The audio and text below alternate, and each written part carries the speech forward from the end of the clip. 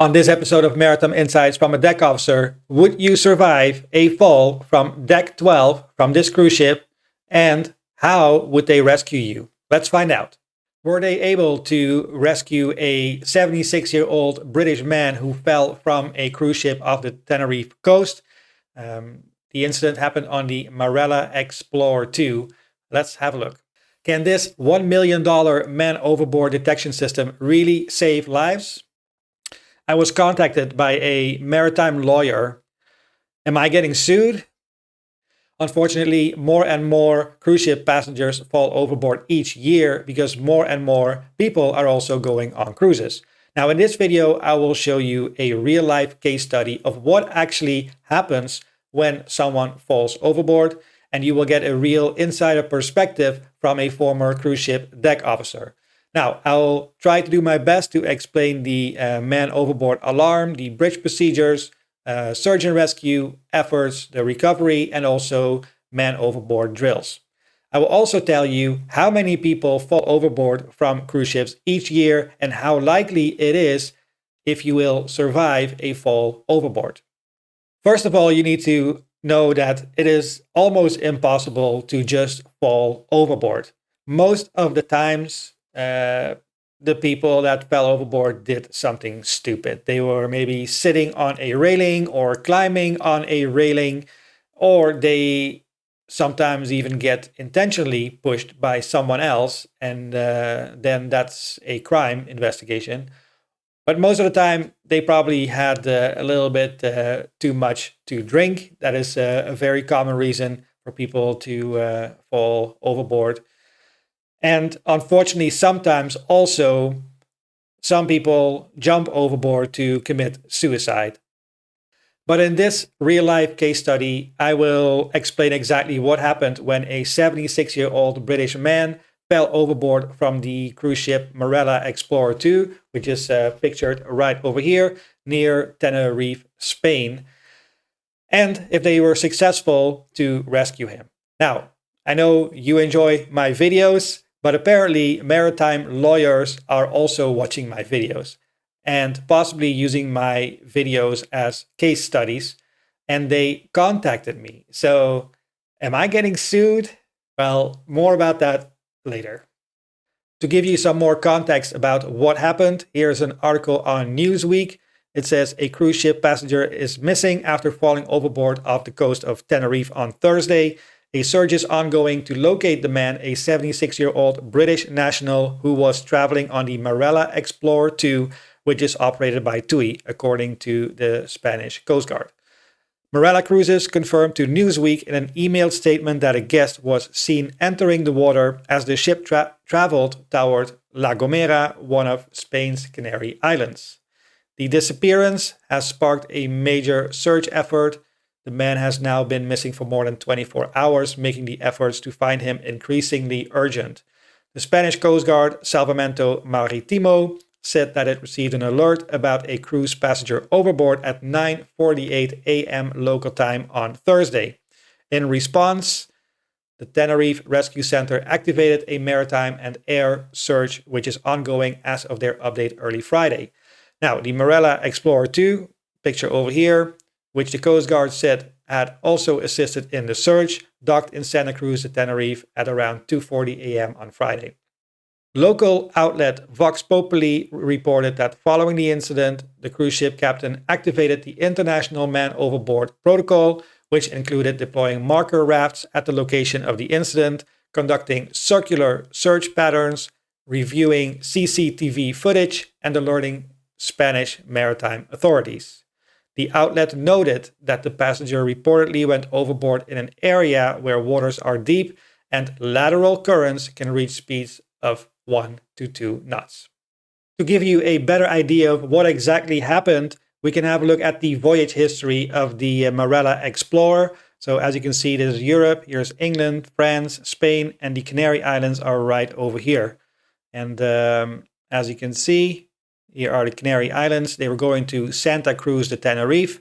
And then over here, you can see that they are coming on a southerly course. And then I will play this for you. You can see exactly what happened and at what times. Now, the times over here are UTC time. It is 9:37 at this point right now.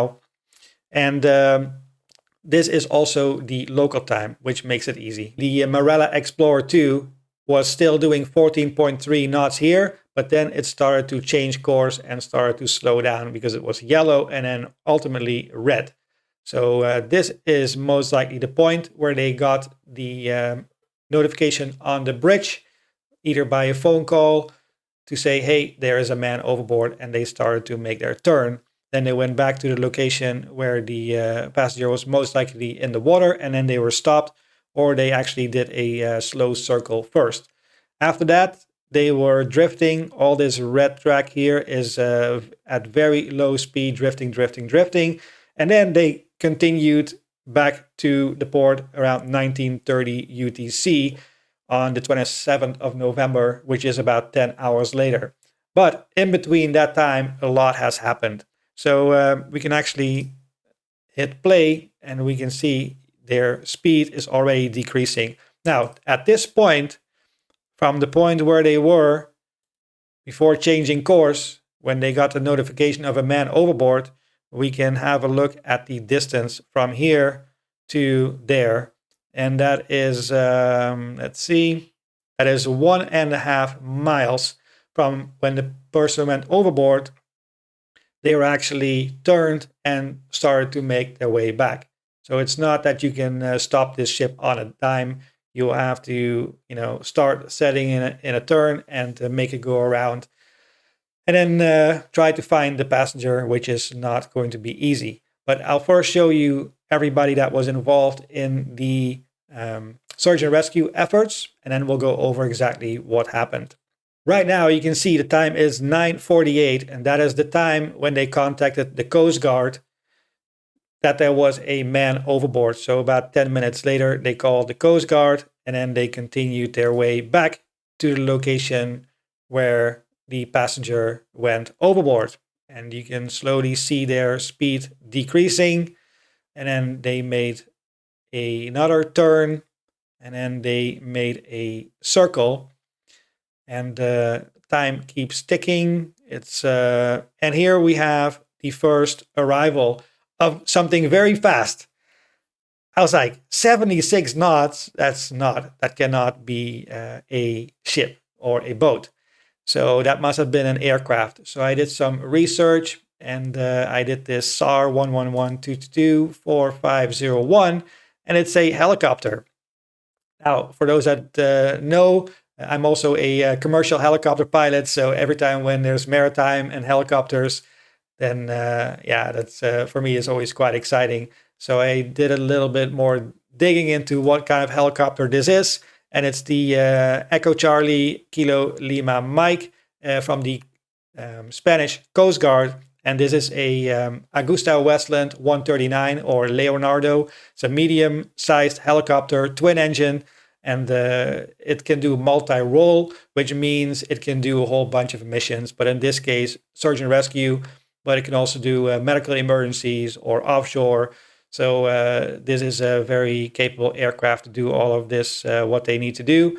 They will have equipment on board for search and rescue, obviously. But here in the front, there's a big camera. We'll probably also have infrared camera. It has radar in the nose. Then it has a big hoist here on the right side of the helicopter. The pilot also sits on the right side. And that's why the hoist is also on the right side, so he can see what is happening down below. And this is the helicopter that they used, but there were some other people coming to the rescue. So let's continue to play. You can see they are starting their search and rescue pattern. And they're doing about 80 knots.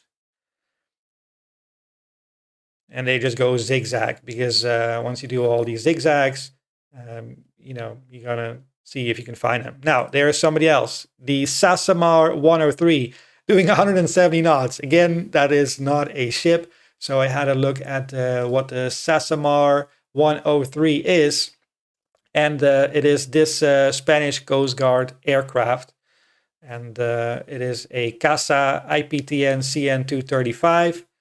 a medium-range twin-engine transport aircraft that was jointly developed by CASA of Spain and Indonesian manufacturer IPTN. It is operated as both a regional airliner and military transport. Its primary military roles include air transport and aerial surveillance. Now, the cool thing is, and I did not know this at all, that they also have AIS on board so that we can see them. So that's pretty cool. So we can see exactly the patterns that they were doing. As you can see, right now, let's see, it started at 9:30. It's now almost 11:30, so it's about 2 hours later. The Salvamar Menkalinan is coming in at 20 knots. So that's possibly a boat, search and rescue boat. So I looked it up, the Salvamar Menkalinan, and it is indeed a search and rescue boat from Spain that is also coming to the rescue. And we're going to continue to play. As you can see up here in the top, they are in the area where the passenger most likely is. Now, I have to tell you this, as we read in the article, the current is about 1 to 2 knots.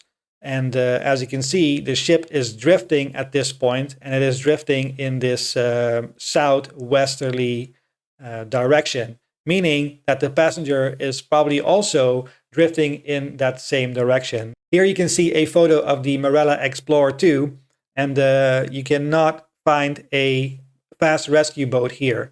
They have a smaller lifeboat and some bigger lifeboats. Then they have tenders, which they use for bringing passengers ashore when they're at anchor, but also being used as a lifeboat in an emergency. And then they have 2 more lifeboats over here.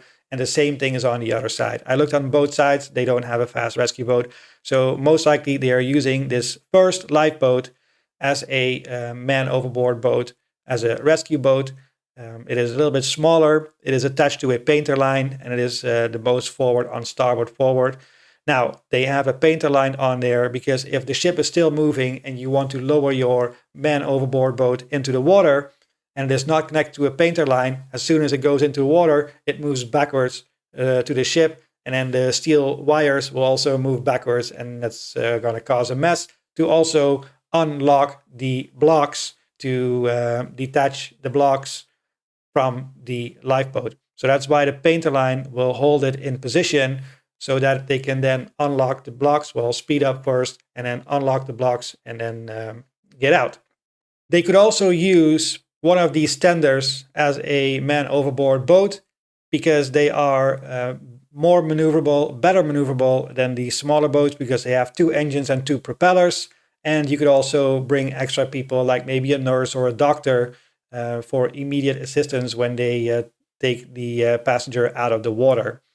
I worked for Holland America Line as a deck officer, and on the newer vessels we would have a fast rescue boat right over here. So here you have the life rafts and here you have the life boats, but right in the middle there you have a fast rescue boat, which we would use for an emergency like a man overboard. Here you see the boat, and it has a diesel engine and water jet propulsion. So it is very fast, but also very maneuverable. And if you're taking somebody out of the water, then they cannot get stuck in the propeller. So that is why water jet propulsion is also a little bit safer. Now, we would be on board. There is a MOB crew, typically 1 or 2 deck officers, and then maybe a sailor and also a nurse or a doctor. So about 4 people that will go out on this little boat to go to the rescue. Of course, it would be very handy if the fast rescue boat has AIS, or the lifeboat that they are going to rescue with has AIS, or the tender has AIS. Now, depending on the ships and their age, now these days, most of the newer ones, they will have AIS on all of these boats. So that makes the search and rescue effort easier. But in this case, by the Marella Explorer 2, I did not see a AIS signal from any of their tenders or fast rescue boat. So I'm sure they have lowered a boat in the water, but I do not see an AIS signal from them there. But let's continue. And we can see the aircraft still flying around. And the search and rescue boat is close there as well. And this just keeps going for quite a while.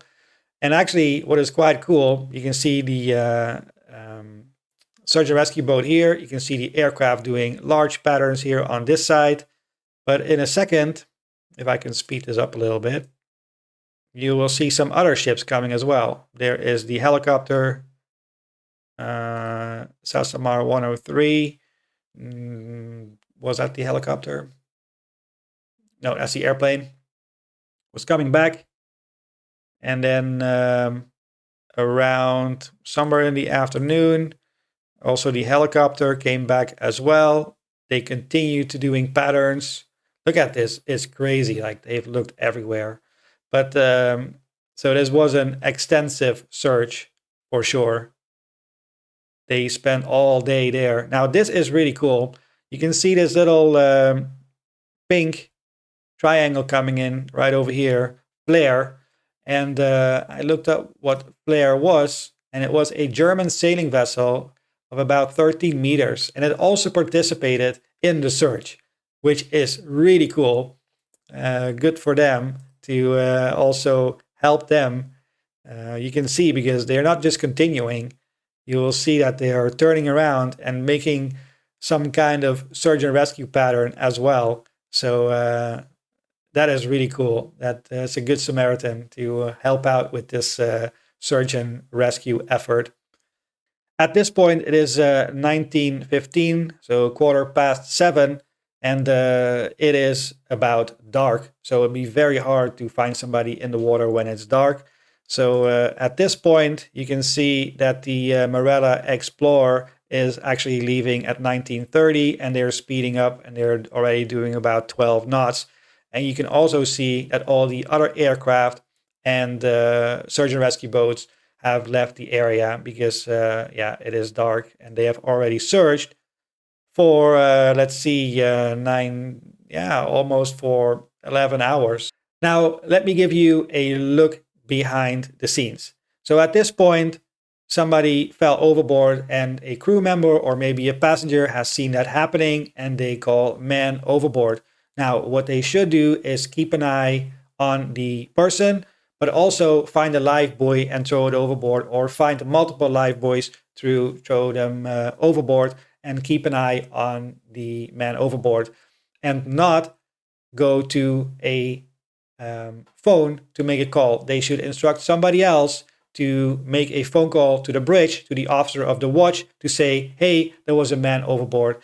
Because the other person needs to keep an eye at the man overboard at all times. Because I'm telling you, I have done many man overboard drills in the open water, and it is hard.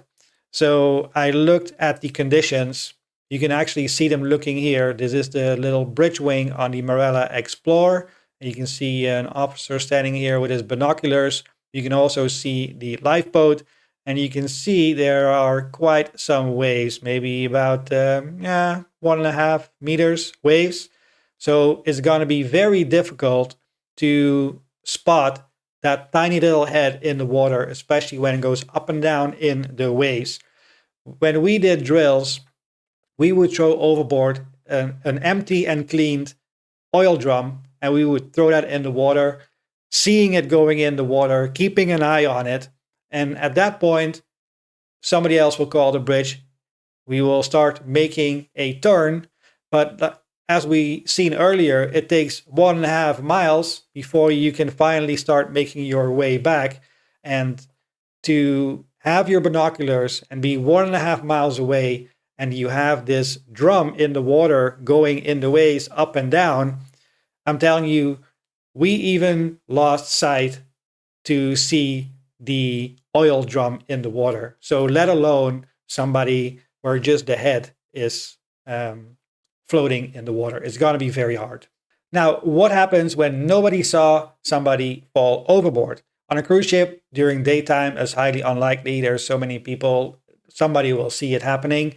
But in case it does not happen, by law, cruise ships are required to have CCTV cameras on the side of the ship, so that things can be recorded when something happens, when somebody falls overboard, that they can be detected. So they will have motion detection cameras, or they will use radar or laser, or maybe AI from regular TV footage from the CCTV cameras.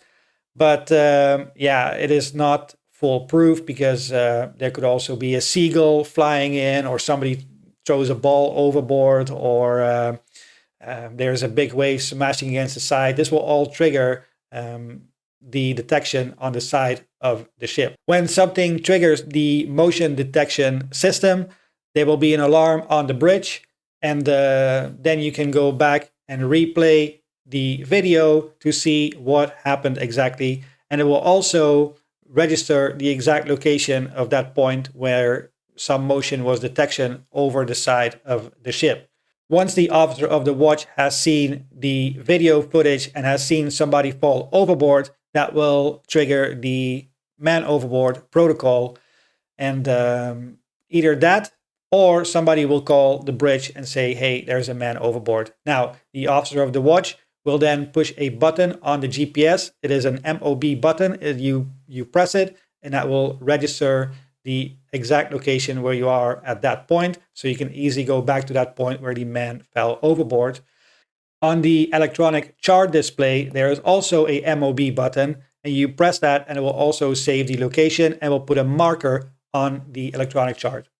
Next, the officer of the watch will sound the man overboard alarm, which are 3 long blasts on the ship's horn, and that will alert the assigned crew for the MOB procedure. So there will be extra lookouts coming to the bridge, and officers as well, and the captain and everybody. So the entire deck department will be on alert. But also the engine room, there will be engineers, because we're going to be maneuvering, we're going to slow down. And there's also an engineer going to the MOB rescue boat to make sure that the engine starts. Now, they are always tested and they are going to be working just fine, but in case they might not, there will also be an engineer. And the nurse or doctor will be alerted, so that they can possibly go with the MOB rescue boat as well. Once the captain is on the bridge, they will start the man overboard turn. Now, the captain will be on the bridge very soon after the alarm has been sounded, because his cabin is right behind the bridge. So he will be there in less than a minute, probably 30 seconds. He will be on the bridge, and they will then start making a turn. Now, in this case, I can tell that they are going in a southerly direction and making a port turn. That tells me that the passenger or crew member, no, actually the passenger in this case, fell overboard on the port side. Because you want to make a port turn, because if, say, this person had fallen overboard on the starboard side and you then make a port turn, your stern will swing to them. So you don't want that to happen. You want to always swing away your stern from where the passenger fell overboard. So in this case, I think the passenger fell overboard on port side, on this side, and then they made a port turn so that the stern was swinging away from the man overboard. Here you can see the port side of the Marella Explorer 2, and we know from the reports that he fell off deck 12, which is this deck right over here. I looked at the deck plans. This is deck 11. There's where all the pools are. And then over here is deck 12, right here by this railing. But here you also have a railing, and there's some cabins as well. So most likely the passenger fell overboard from this height right over here. And to give you an indication, this height is about between 35 and 40 meters. So that's a good 100 feet above the water. If you fall from that height into the water, you can easily break an arm or a leg. Worst case scenario, your neck, but you could also be unconscious when you fall into the water. So yeah, it's not a good day falling from that high, but there have been passengers falling from this height, and they survived. At this point, the captain will decide what kind of man overboard maneuver we will do. And in school, we have learned about 3 turns: the Anderson turn, the Williamson turn, and the Charnow turn. And it looks like they have chosen for this Charnow turn over here. So you can continue on your course, make a 240-degree turn, and then keep an angle from the previous course, the opposite direction, but 20 degrees off that course. Because obviously you do not want to turn exactly back into the same course, because the passenger or the man overboard might be exactly in that location. So you want to keep about a 20-degree angle off the opposite course. To be honest, in theory, it is, of course, a good idea that if the person falls overboard on the starboard side, to make a starboard turn so that the stern swings to port away from the person that is laying in the water.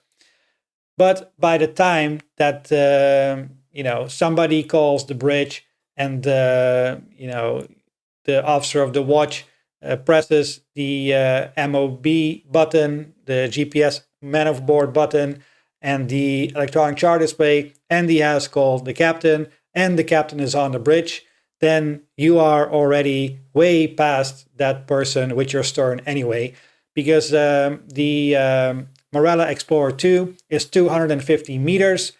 We know they were doing 15 knots. So that would take about 30 seconds to pass that person if that person was on the bow. If it was further on the stern, it was already way past the stern, so it wouldn't matter. So I get the theory behind it, but by the time that we're actually ready to start making a turn on the bridge, that person is already way behind our stern. As you can see, they're gonna make the turn, and about at the furthest point right here, like I showed you earlier, they are 1.5 miles away from where the passenger went into the water. And to be honest, 1.5 miles away, I don't think anybody at this point has sight of the person in the water. It's just too far. In theory, it all sounds great, but in practice, it is a lot harder. So as you can see, their speed is now 4.5 knots. Now, when you start making this turn, and it's a quite sharp turn for a cruise ship, a lot of speed will be taken out by making a turn. You don't have to do much for that. The speed will just be going out. Of course, you can also slow down, but it will take time for the ship to slow down and make that turn. By the time the entire turn is completed, here you can actually see they actually sped up a little bit because, like I said, you lose so much speed in that corner once you make that sharp 180 turn that they then had to speed up again, and then they slowed down, and then they came to a stop. And at that point, that is most likely when they have also lowered the man overboard rescue boat. This is also the time when they started their circular search pattern right over here, and that started at 10:10.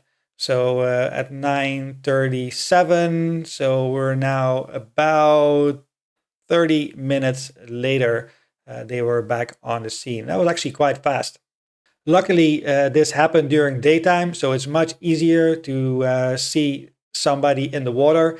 If this happens in the night and it's pitch black outside and dark, then you will have a very hard time to find somebody in the water, and you're pretty much lost at sea. Now, I've read an article, I don't know exactly when, but there was a person that fell overboard, but they had their phone on them, and they took their phone out and they turned the flashlight on. So by the time the ship made their turn and they were back, they were using their flashlight in the water, shining at the ship, and they found him.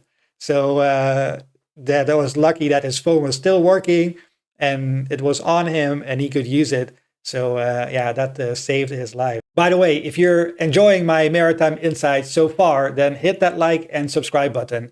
Why is this important? Well, if you click like, more people will see this video and that will help grow the channel. Also, if you click subscribe, the channel also continues to grow, and I will be able to continue my maritime insights for you. So if you're enjoying my video so far, then click that like and subscribe button right now.